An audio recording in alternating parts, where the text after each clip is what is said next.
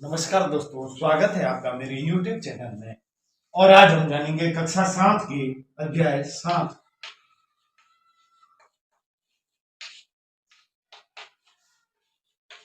रेगिस्तान में जीवन के बारे में, या रेगिस्तान का जीवन, रेगिस्तान का जीवन के बारे में, रेगिस्तान में जीवन के बारे में।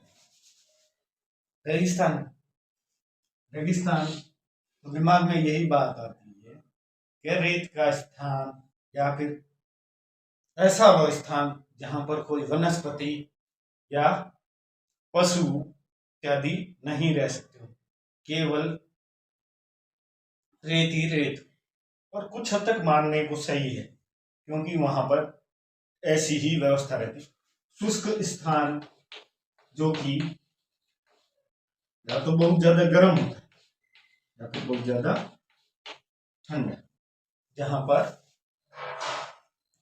कोई भी पशु पक्षी इत्यादि की कम मात्रा होती है, जहां पर लोग कम निवास करते हैं। ऐसा ही एक स्थान है सहारा मरुस्थल। सहारा मरुस्थल यह उत्तरी अफ्रीका में स्थित है और यह विश्व का सबसे बड़ा मरुस्थल है। विश्व का सबसे बड़ा मरुस्थल अगर आ जाए परीक्षा में, तो विश्व का सबसे बड़ा मरुस्थल कौन सा है, तो अपन सारा मरुस्थल का नाम लेंगे। शुरुआत में आप ये मान नहीं पाएंगे कि सारा मरुस्थल शुरुआत में ऐसा नहीं था। यह भी हरा भरा ही था सहारा मरुस्थल, जहां पर शुतुरमुर्ग, शेर, जिराफ, हिरण इत्यादि, मगरमच्छ इत्यादि भी रहते थे। पर जलवायु परिवर्तन के कारण यहाँ पर इतना बदलाव हो गया और रेगिस्तान के रूप में ये परिवर्तित हो गया। यह 11 देशों में बटा हुआ है। 11 देशों में निश्चित मात्रा में बटा हुआ और यह 8.54 लाख वर्ग किलोमीटर है। 8.54 लाख वर्ग किलोमीटर। भारत का क्षेत्रफल 32.58 वर्ग किलोमीटर है। वर्ग किलोमीटर यह 8.54 लाख वर्ग किलोमीटर, ये 11 देशों में बटा हुआ है, जिनके नाम है इस प्रकार है। पहला है अल्जीरिया,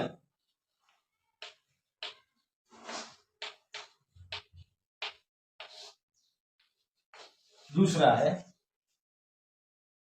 लीबिया, चाड, चौथा ट्यूनीशिया,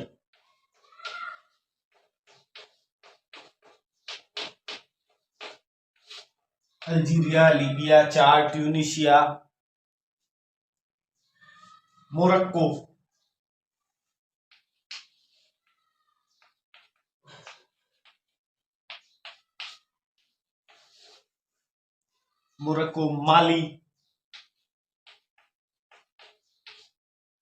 माली, नाइजर,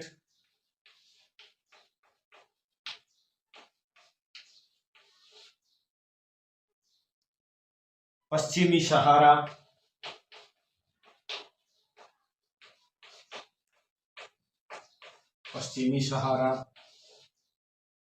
मिस्र, मेरतीनिया,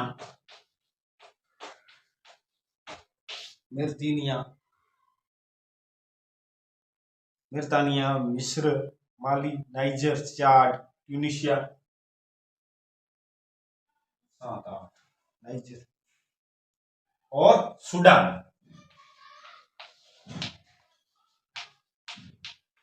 11 देशों में ये बटा हुआ है। सारा मरुस्थल को देख के दिमाग में यही बात आती है कि यह बालू रेत के टीले के समान है। बालू रेत के टीले के समान है, पर ऐसा नहीं है। यह पश्चिमी पठारी, उत्तरी पठार चट्टानों के रूप में विकसित है। चट्टानों के रूप में विकसित है।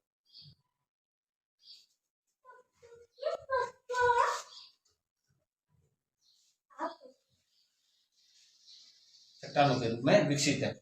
और यहाँ पर ऐसे क्षेत्र भी हैं जो मरुउद्यान के रूप में। मरुउद्यान उसे कहते हैं जब पवन चलती है, वायु चलती है, एक भूमि के ऊपर सतह बना देती है, गर्त बना देती है, खड्डा बना देती है, और उसके अंदर भूमिगत जल ऊपर आ जाता है और वहां पर मरुउद्यान बनने स्टार्ट हो जाते हैं।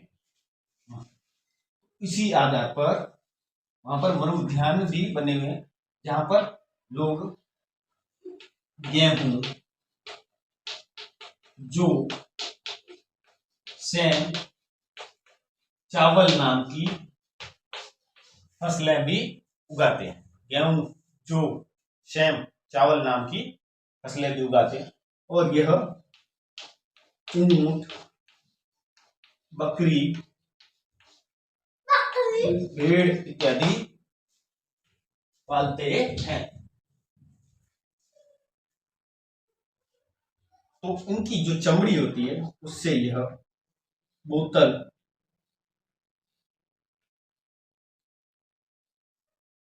और पेटी, और इनके बालों से ऊनी वस्त्र इत्यादि बनाते हैं। और ऐसी ही नील घाटी, मिस्र की नील घाटी है, और ऐसे मरुउद्यान अल्जीरिया के नील घाटी, और वहां पर एक 13,000 वर्ग किलोमीटर का मरुउद्यान भी है। ऐसी ही नील घाटी में है, वहां पर लोग खजूर की भी खेती इत्यादि करते हैं। आजकल यहाँ पर तेल का उत्पाद बनने से यहाँ पर और तेजी से विकास हुआ है। तेल का उत्पादन होने से इनमें चेंजिंग आ, और मस्जिदें, कांच की खिड़कियां बन रही है, मस्जिद बन रही है कांच की खिड़कियों के द्वारा, मस्जिद बन रही है और कांच की खिड़कियां हैं जिनमें। और उसके अलावा यहाँ पर जो नमक का कार्य करते थे, पहले ऊंटों के द्वारा करते थे, आजकल ट्रकों के द्वारा। इस कारण यहाँ पर तेजी से परिवर्तन हो रहा है, क्योंकि यहाँ पर यूरेनियम, फास्फोरस इत्यादि 4 प्रकार के खनिज पाए जाते हैं, जो कि जिसके खनन के द्वारा इसकी जो स्थिति में, भौगोलिक स्थिति में निरंतर परिवर्तन हो रहे हैं और यहाँ पर विकास हो रहा है। उसी आधार पर अपन अब दूसरा स्थान है ठंडा मरुस्थल लद्दाख।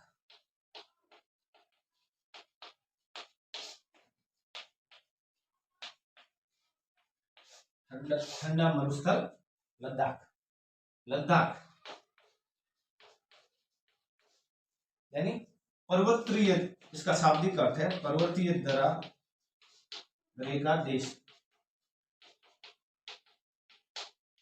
पर्वतीय दरा का देश। यहाँ पर पर्वत इत्यादि बहुत मात्रा में है, तो यहाँ पर ठंडा होने की वजह से यहाँ पर तापमान, जहाँ की सारा मरुस्थल में 50 डिग्री इत्यादि उससे ऊपर तापमान होता है, तो यहाँ पर उसकी स्थिति में तापमान शीत ऋतु में -30 डिग्री से भी कम हो जाता है, जबकि ग्रीष्म ऋतु में 0 डिग्री से थोड़ा सा ही ऊपर तापमान रहता है, सेल्सियस से तापमान ऊपर रहता है। लद्दाख में लोग कैसे जीवन यापन करते हैं इस बारे में चर्चा करेंगे अपन अगले टॉपिक में, इसके बारे में चर्चा करेंगे। धन्यवाद, मिलते हैं नेक्स्ट वीडियो में। जय हिंद, जय भारत।